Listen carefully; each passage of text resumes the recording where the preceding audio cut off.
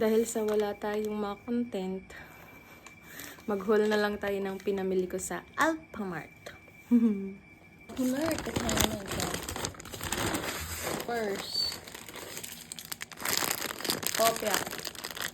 Kopya Hapon. Kalesa. Gusto to ni mama. Tsaka nung lola ko dati. Then first time, kung titikman, from Monde. Banana bar. Yan. May isa pa yan.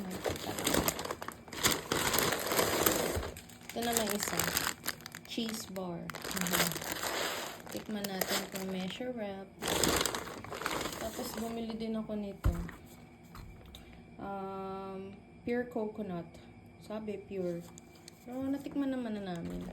Hindi ko lang masyadong bitin lasa. Pero pwede na. Tapos, ang tawag dito?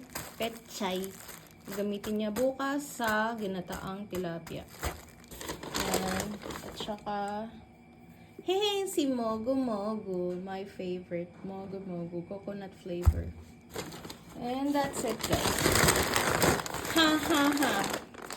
That's it. Bye-bye.